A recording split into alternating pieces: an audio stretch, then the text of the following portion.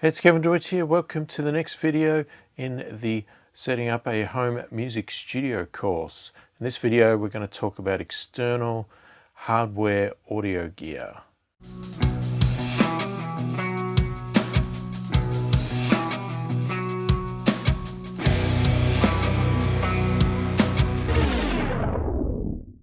So external hardware audio gear.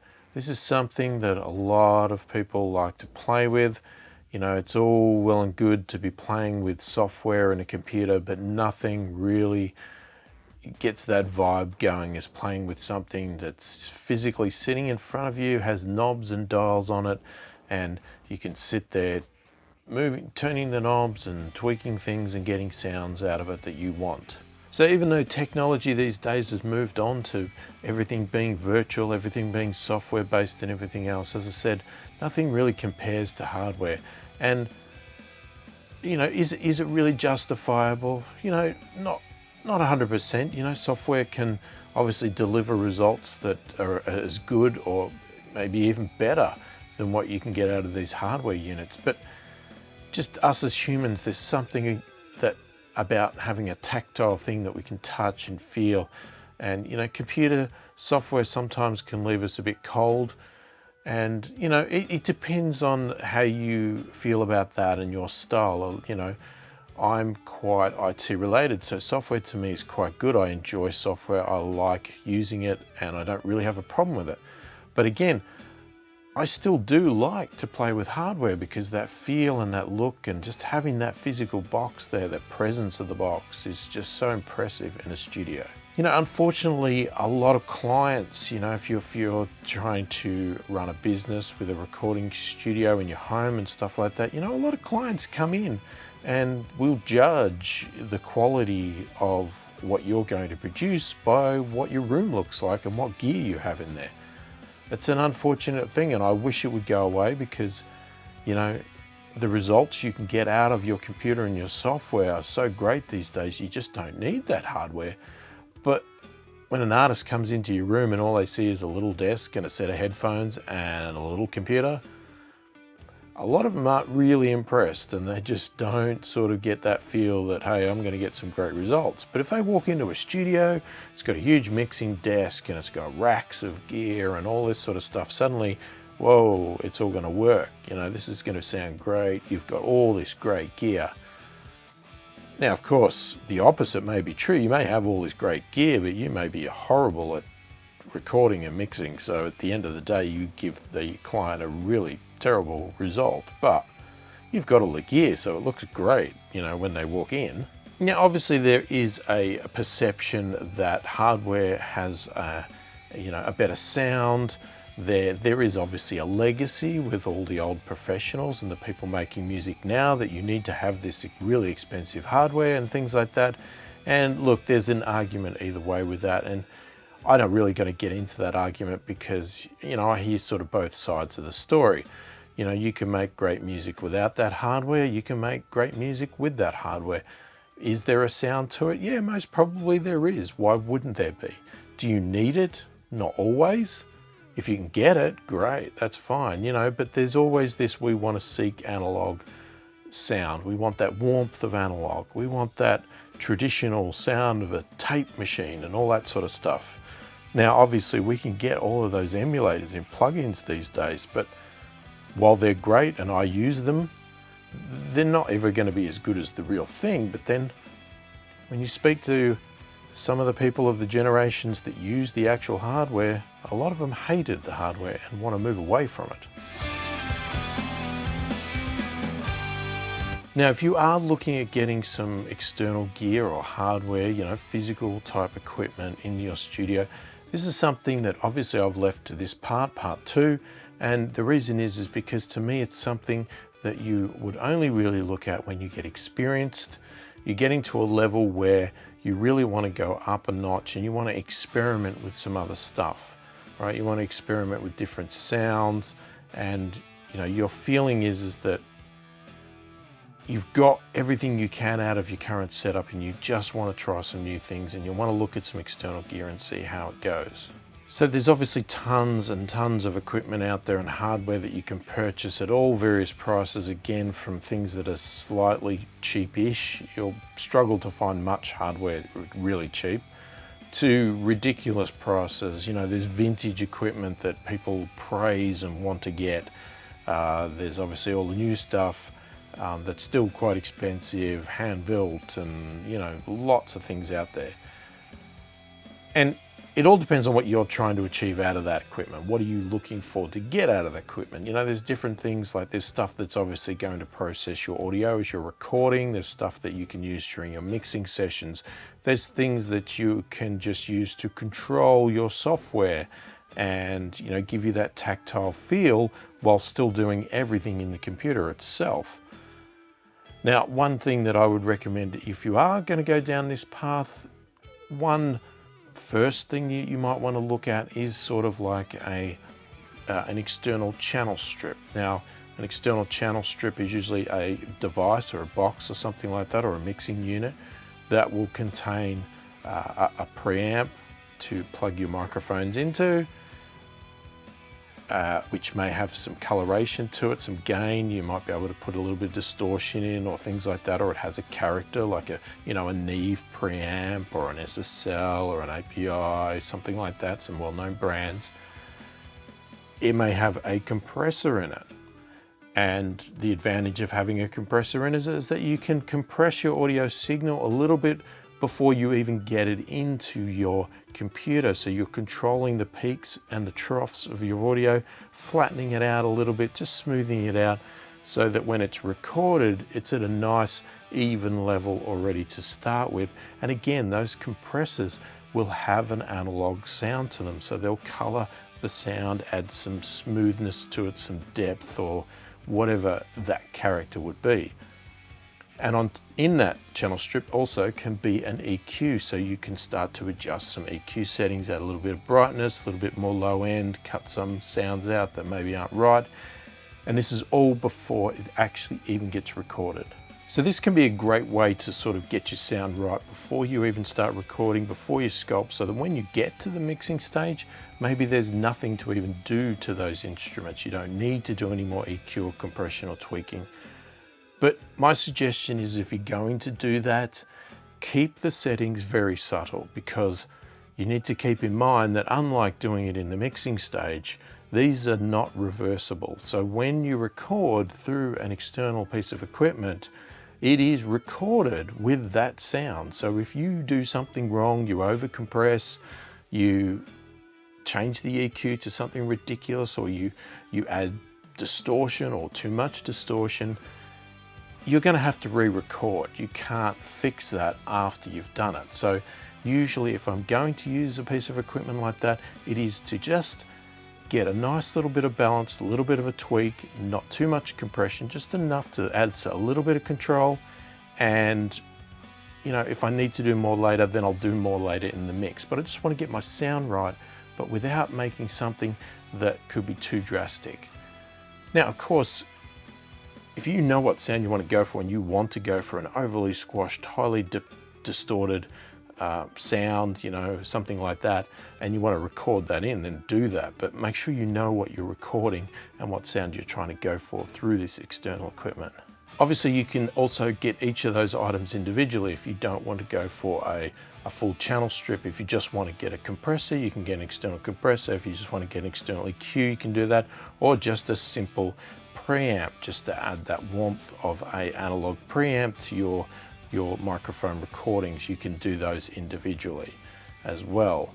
Now, those same units can also be used in the mixing phase. So if you didn't use it while you're recording, or you did but you want to do some more, most DAWs, if not all, have the ability to actually feed the signal back out through an external piece of equipment and back in, and you can either re-record, or you can just leave it in that path while you mix permanently, just running live all the time. So doing it that way can, as I said, it can add some more compression later on if you feel you need it, and you still want to use that nice piece of expensive hardware that you've bought, as opposed to using a plug-in or something like that.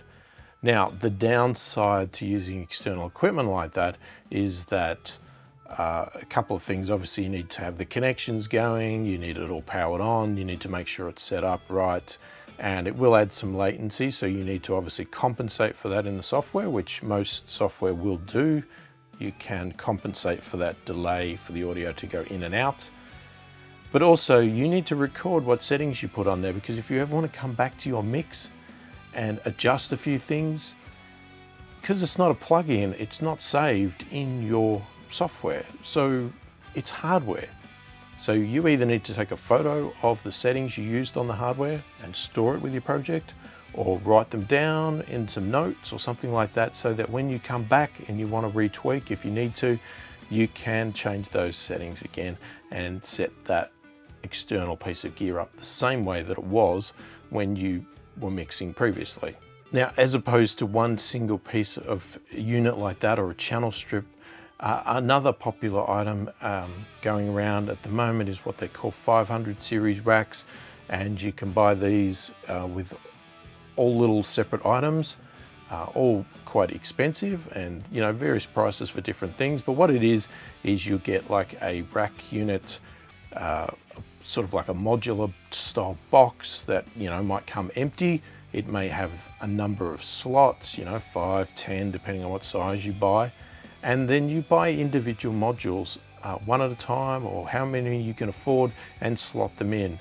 And those modules can come in all different types. So you can get, as I said, you can get preamp modules, compressors, EQs, lots of other things, tape effects. There's lots of sort of modules that you can get to plug into these units. So that can be a great way to add some small units and build it up over time by continuously adding new modules as you go.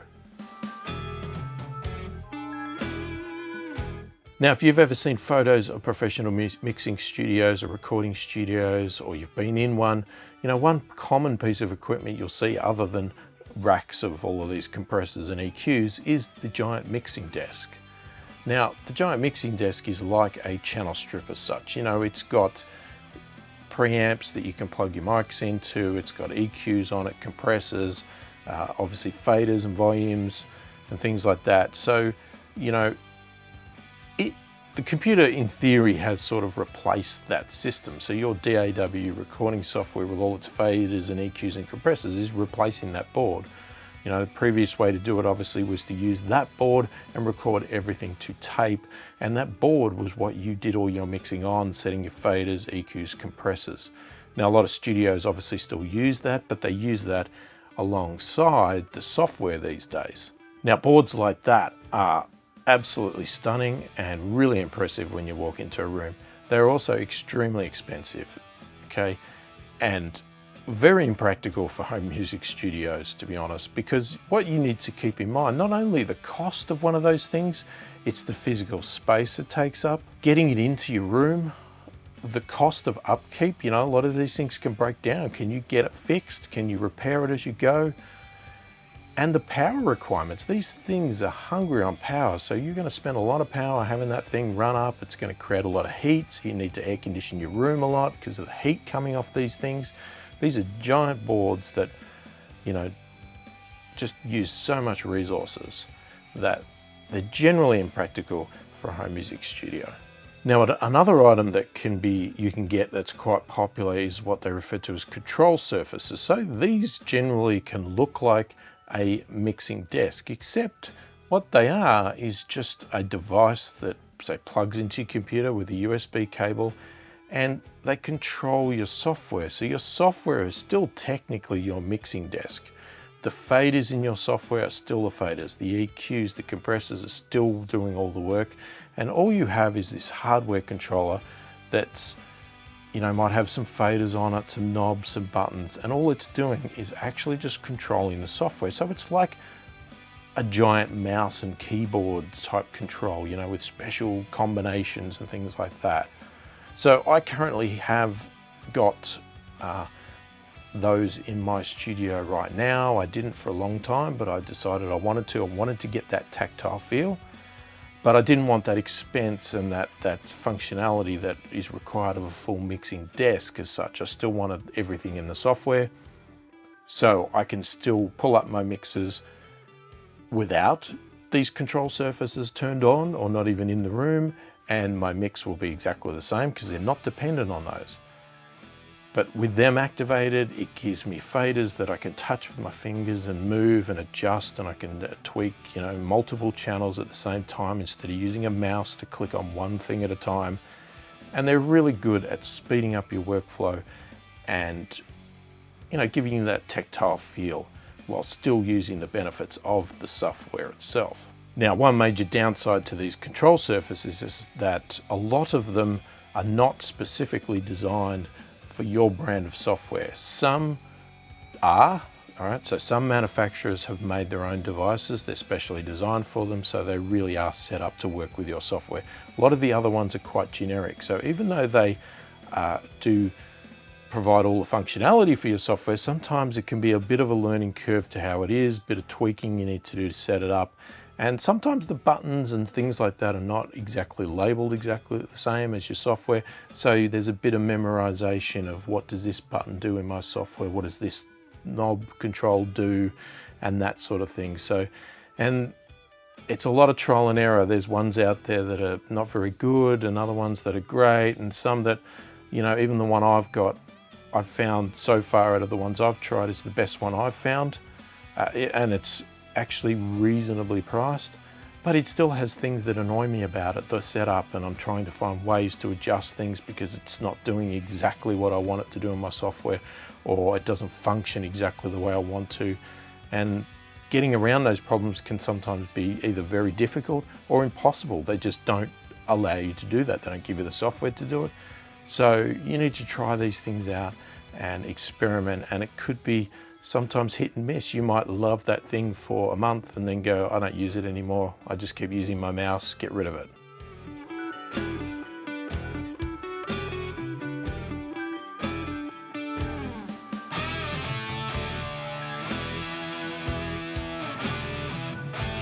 Now, another big push at the moment, which is very similar to control surfaces, but in obviously this new technology generation, is touchscreen devices. A lot of people are investing in tablets and iPads and things like that and having little programs that control your DAW from a remote location.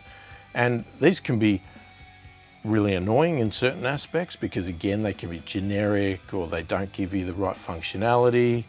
But on the other side, if you're somebody that is actually recording in a different location than your software and your computer, say you're a drummer that needs to obviously sit at your drum kit, having the ability to just have an iPad next to you to start and stop recordings and rewind and get to the next part and things like that is absolutely brilliant. So I'd highly recommend it for that type of situation. I'm not a big one for using them for actually mixing on because I just don't like the feel of it. But there is other solutions as well where not only you're doing with, like, say, an iPad, but I used for a while a technology from a company called Devil Technologies. It was called DTouch, and it was a piece of software very similar to a Slate Raven, except you didn't have to buy their hardware, you just used it on a consumer-based touchscreen monitor. So if you have on your computer, you go out and buy a nice big touchscreen monitor for your computer, angle it slightly, run their software, you can set up macro buttons and faders and things like that, and you can actually do mixing with your fingers, multiple on the screen.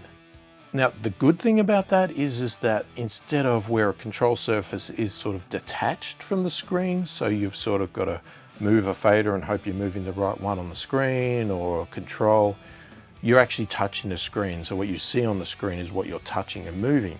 The downside is that some people you don't get that tactile feel still because all you're doing is moving your fingers on a flat screen.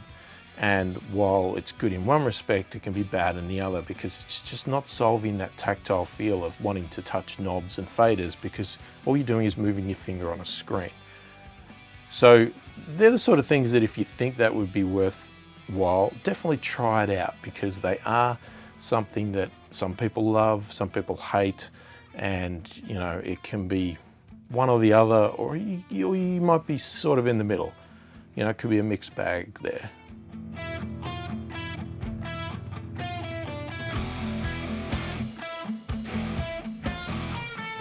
So there's potentially lots that could be covered in this topic, but I wanted to give you a general overview of it. I can't go into detail of all of the equipment out there or everything that you could purchase, but if you have any questions, please ask them in the comments. Happy to talk about anything at all in regards to it, or even if you need some help researching something or some advice on, I'm thinking of getting this, should I get it, has anybody tried it?